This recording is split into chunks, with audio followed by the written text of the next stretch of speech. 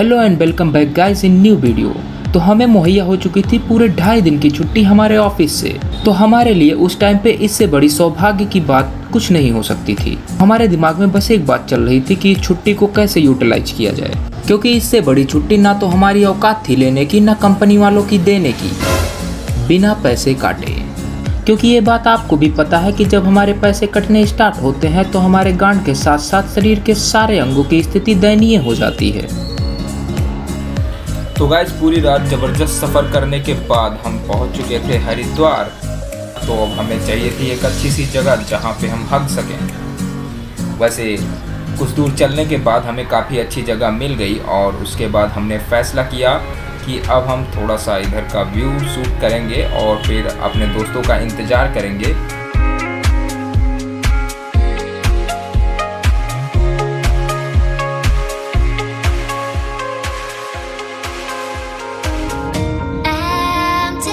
But I kept searching for your trace in the dark, losing myself in the endless memories of the end right from the start. You're an obsession in my head, I can't forget your eyes, your kiss.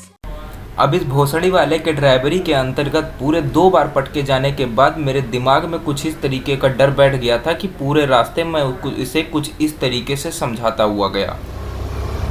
यार आप चलाया कभी पहाड़ में?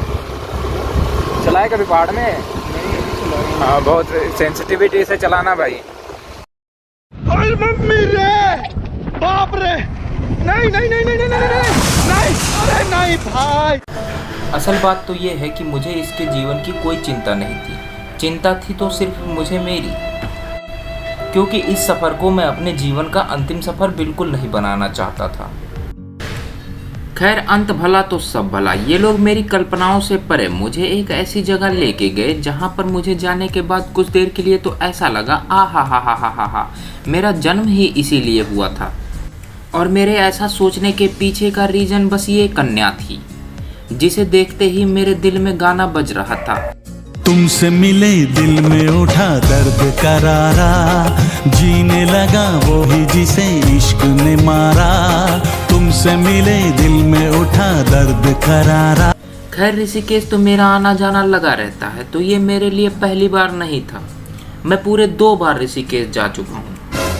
अब देखो, मैं पिछली बार गया था तो मुझे ये आगंतुक सुंदरियाँ मिल गई।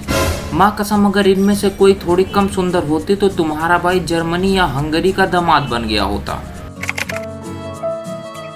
खैर, जाने दो। इन्होंने मुझे एक बात बोली थी अपनी भाषा में और मुझे उसे डिकोड करने में पूरे 1 हफ्ते लग गए, क्योंकि मैं कुछ ज़्यादा ही पढ़ा लिखा हूँ। इन्होंने बोला था, तुम हुस्न नहीं तुम दरिया हो और हम तुमसे प्यार नहीं कर सकते क्योंकि तुम हमारे मुकाबले ज़्यादा करिया हो। बहरहाल, टूटा हुआ दिल और सांप का बिल दोनों में उंगली नहीं करनी चाहिए, वरना अंजाम बुरा होता है। तो अब वक्त हो चला था रिवर राफ्टिंग के लिए जाने का। तो रास्ते भर इन भैया ने बहुत सारी कोशिशें की कि हमारी गांड फट जाए, लेकिन हम भी थे लखनऊ के किनारे से, गांड फटे तो फटे पर नवाबी ना घटे। वरना राफ्टिंग वाले भैया ने पूरा जुगाड़ कर लिया था। उन्होंने हमें कुछ इस तरीके से समझाया था जैसे कि मैं राफ्टिंग करने के लिए नहीं, बल्कि सीधा सियाचिन के बॉर्डर पे जा रहा हूँ, जहाँ से मेरा लौटना असंभव है। और इसी तरीके से हमारी गांड फाड़ के इन्होंने हमारी ही राफ्टिंग की वीडियो हमें टेका दी 2000 रुपए में। गाइस, ये जो रैपिड आएगा इसका